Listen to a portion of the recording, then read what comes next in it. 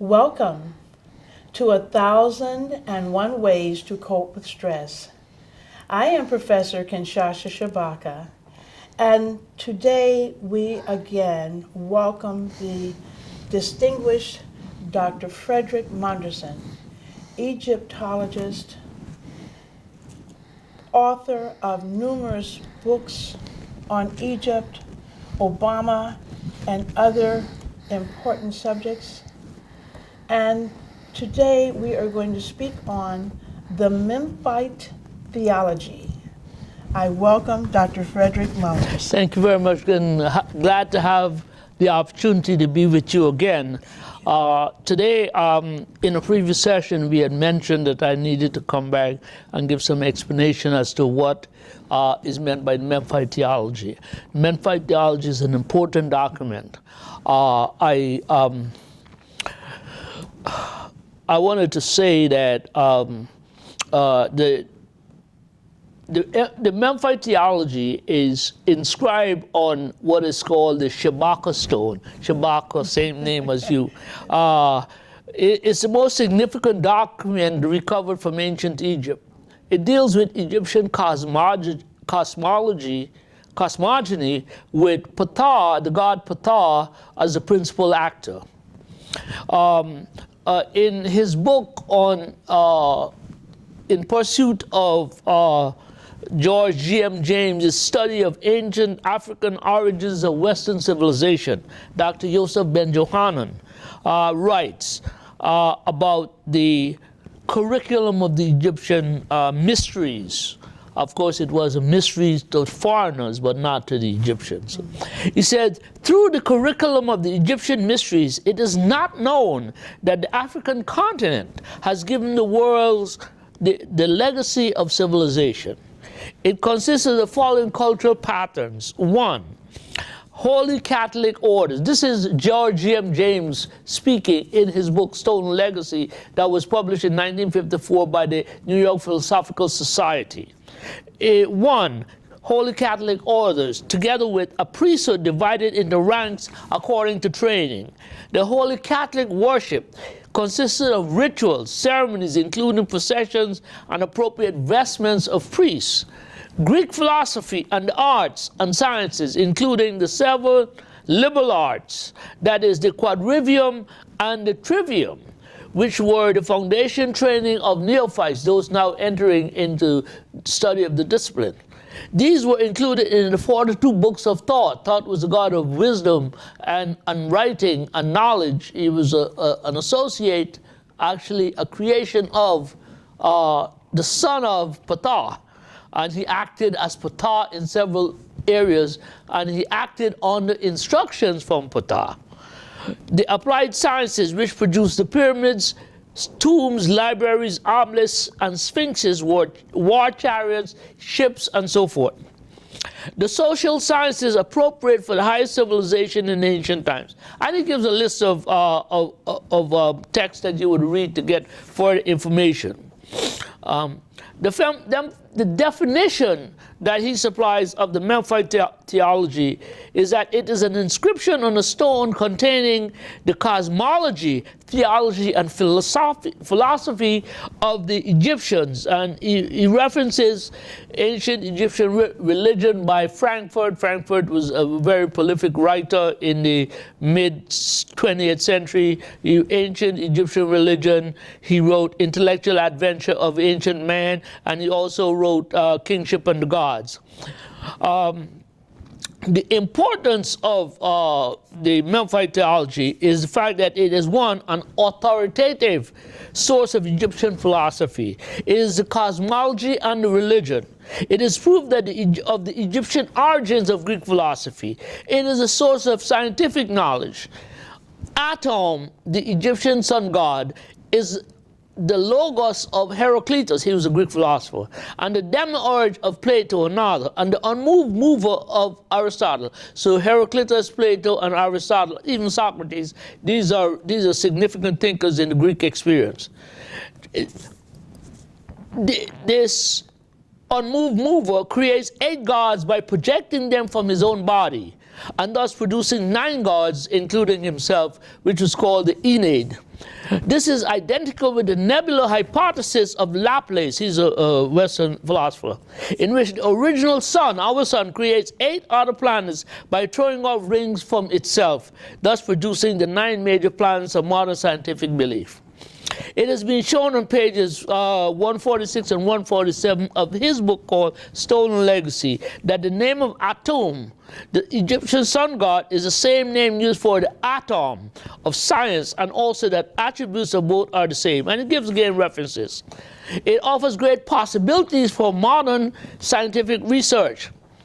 What science knows, and this is key, what science knows about A, the number of major planets, B, how these major planets were created by the sun, and C, the attributes of the atom has been traced to the cosmology of the Memphite theology. The Shabaka Stone represents the inscription that has been handed down, which suggests that A, science knows only 1/5 of the secrets of creation, and therefore 4/5 of such secrets remain to be discovered. Consequently, the Memphite theology offers great possibilities for the modern scientific research. Now, I'm just trying to add a new twist to our discussions, because I would assume that I've gotten a readership, a listenership, a following from the work that we have done, and I decided to provide a bibliography so that those people can do further research beyond what we discuss.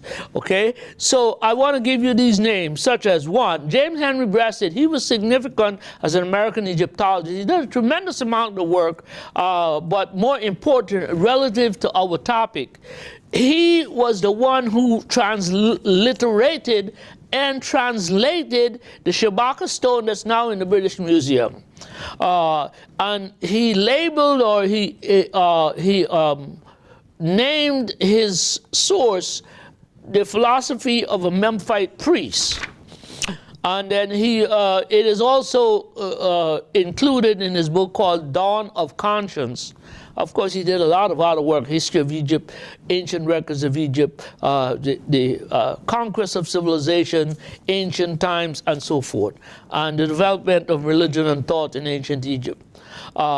Wilson, John A. Wilson, in a chapter entitled The Nature of the Universe, in Henry Frankfurt's Intellectual Adventure of Ancient Man, which is reprinted by Penguin Books as Before Philosophy. Then we have Dr. Chikante Diop, Civilization or Barbarism, and Authentic Anthropology, to which I add Theophile Obenga. He was Dr. Diop's research assistant. African Philosophy, the Pharaonic Period from 2780 to 330 BC. And Dr. Jacob Carruthers out of Chicago, he wrote Medunetta, Divine Speech. So these are some sources that will enable you now to do follow-up and to further elevate and educate your interest in acquiring knowledge about the Memphite theology.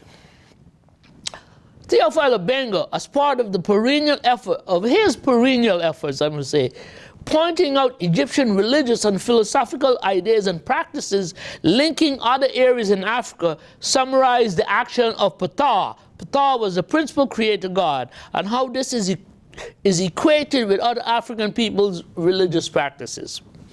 He says, thus were created all the gods, Atum and his Ennead. Remember Atum, and his Ennead, and we'll talk about his Ennead. The car-spirits. Ptah created all the gods, all humans, all crawling creatures, everything that lives, and all creation shares the essence of Ptah. Thus Ptah was pleased. In Judeo-Christian religious belief, God rested on the 7th day. Ptah was pleased is equated with God resting, because the interpretation is that there was a conflict.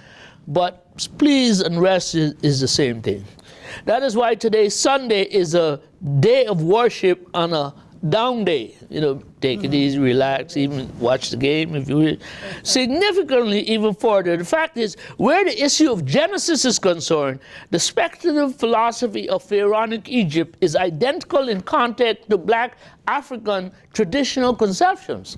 Further, Pharaonic and African conceptions present a remarkable contrast to the reflections of pre-Socratic philosophy, pre-Socratic Greek philosophy. Again, we mentioned Socrates, Plato, Aristotle, Heraclitus, but there were a number of others who predated Aristotle, predated Socrates.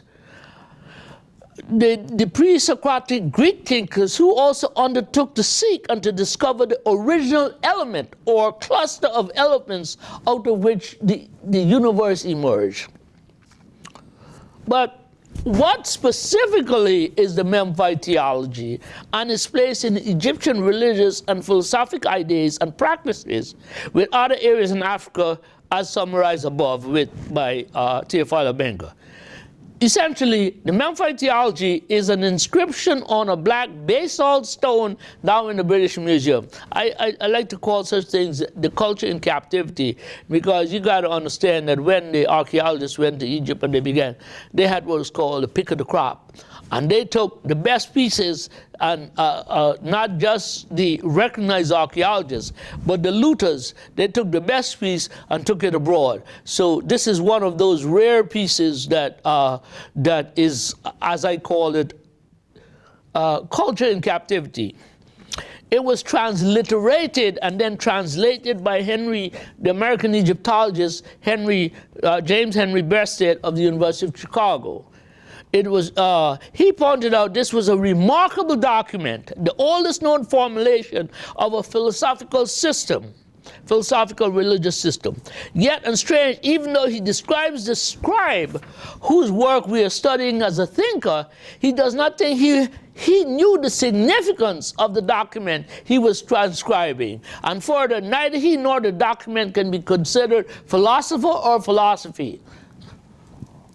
This is arrogance. I'm reminded of Gaston Maspero, the great French scholar. He wrote, and I quote, Taharqa, we're familiar with Taharqa, we've done an episode on it. Taharqa was stupid because he wanted to put a roof over his kiosk in the great court at Karnak Temple. Well, the length of an obelisk could certainly serve as an architrave to bridge the gap across the kiosk. When his fellow French archaeologist, Emile Amelino, made important discoveries regarding the indigenous nature of Egyptian origination. According to Diop, Chikante Diop, our hero, Maspero tried to ascribe this to this or that Eastern people. After trying everything that he could, he, as I said, he tried to cut the Egyptian foot to fit the slipper, but he couldn't in any way be convincing. This is the encountered arrogance when dealing with African intellectual capabilities. Two things we must remember. And of course, we've had great thinkers, whether it's W.B. Du Bois, Chikante Diop, Theophile Benga, Dr. John Clark, and we can go on and on and on and on. Frederick Munderson.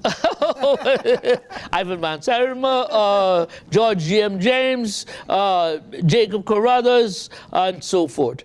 First, in regarding Breasted, Goethe, the German philosopher, argued wherever Germans go, they corrupt or destroy indigenous culture. Let history not forget the case of the Hereros of Southwest Africa, that is today Namibia, who were decimated before World War II, World War I occurred at the start of the 20th century. Second, these ideas formulated by black men on the Nile River was done thousands of years before Greece and Rome materialized as foundations of Western civilization and thought. So these guys don't want to give us credit for what we do. However, in order to have a better idea of the significance of this important philosophical inscription, the Memphite Theology, one must first investigate the religious climate in which Ptah was the first principal who emerged. First of all, any discussion of ancient Egypt must involve pre-dynastic developments and how the unification under Narmer became a dividing line between pre-dynastic and dynastic Egyptian history and religious belief and practice. Prior to unification, the nation was essentially divided geographically into small regions later formulated as nomes. Baines in Silverman and O'Connor, and they discuss the origins of Egyptian kingship. They point to charisma as a principal leadership trait in establishing order in society. Charisma, and then conquest and incorporation. That is to say, you needed a big man with big ideas, and he had to go out there and conquer whomever, and then begin to formulate a strategy that would unify the political area that he had now become ruler of. And these led to, ultimately, the emergence of a pyramid of kingship in Egypt. Within these smaller divisions, each evolved its own deity, and the leader of that mini-state essentially became its king and high priest. Pontifex Maximus, the Romans are the ones who tried to instill this upon the Egyptians. As the society matured after the unification by Narmer, there emerged and materialized 5 principal deities worshipped at regional centers across the land. That is to say, the deities and centers of worship across the land, and the significant role such came to play in the coronation process and all the developments were first outlined in the pyramid text, lasted for much of the dynastic period. Naturally, this evolved into the coffin text and then the Book of the Dead. So we have, again, Ra worship at Heliopolis. Actually, the name of the city was called An, and it was founded by a black race of people emerging from the south who sailed down the river, and they were called Anu. And the Greeks later changed the name of An. It's also in the Bible, to Heliopolis. So you had Ra at Heliopolis, you had Ptah at Memphis, you had Thoth at Hermopolis, you have Khnum at Elephantine, and you have Amun at Karnak. Osiris worship was centered at Abydos, but he was not a creation god. These 5 are creation gods. He was worshipped as the god of the dead. He was of Ra's lineage, and his son Horus was a successor to Osiris, as Osiris was a successor to his father, Ra's son Geb. So we have Ra, Geb, Osiris, and Horus. And the whole idea is that kingship, which we'll try to get to today, evolved as a result of one king succeeding another. Dr. Jacob Carruthers, interestingly enough, reminded us that these 5 creative principles were not competitive entities, but their worship was the same, though viewed from different perspectives, nevertheless from different regions of the land. So you have Heliopolis in the north, you have Memphis a little further south of north, and then you have Hermopolis, again ascending the river, then you have Amun at Luxor, then you have Khnum at Elephantine Island at Aswan. So some people have argued that Khnum was one of the older deities, and even though it seems as if the religious arrangement goes from north to south, it was the people who went from south to north that established the different areas of worship. Cheek Antidiop, nevertheless, let me just say this here. Nevertheless, Ptah worship established in Memphis by Nama did not come to destroy Ra worship, but to incorporate Ra and other deities in its practice. There are two examples of religious movement challenge and resulting success and failure. One, Akhenaten and the Modern Revolution, and two, Jesus and the Christian faith. Akhenaten or Akhenaten Amenhotep IV, son of the son of Amenhotep III, who was the great-grandson of Thutmose III, he used force to eradicate his opponent, who was Amun. And the use of force is never really successful because ultimately there is always a reaction to it. Jesus, on the other hand, urged love. He said, love thy neighbor as thyself. Use of force, Akhenaten's revolution failed. Use of love, Jesus' revolution succeeded. Oh, of course, we could also add Islam because for much of West Africa, in the expansion of Islam across Africa, the watchword was Islam or death. So the sword came to Africa through, religion came to Africa through, the Islamic religion came to Africa through the sword. Cheikh Anta Diop, in his book, Civilization or Barbarism, he says that one can distinguish three great systems of thought in Egypt that try to explain the origin of the universe and the appearance of all that is. He names them as the Hermopolitan from Hermopolis, where God Thoth was the prince of deity. Heliopolis, at Heliopolis, where Ra was worshipped. Memphite, where Ptah was worshipped at Memphis. And to this can be added the Theban system where Amun was worshipped.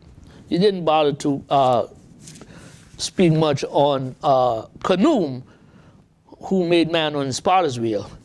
So according to these systems, the universe was not created ex nihilo, that is out of nothing, on a given day. But there was always existed an uncreated matter without a beginning or an end. He calls it the Aperion, without limit and without determination of Anaximander and Hesiod. These were what you call the pre-Socratic philosophers I mentioned a little earlier.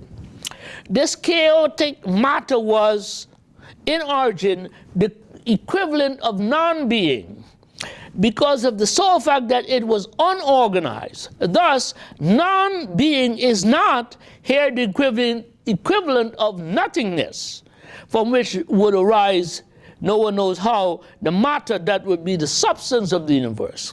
This chaotic matter contained all the archetypal state of Plato, all essences of the body of the future beings that one day would be called into existence. We're talking about the sky, the stars, the earth, air, fire, animals, plants, human beings, etc.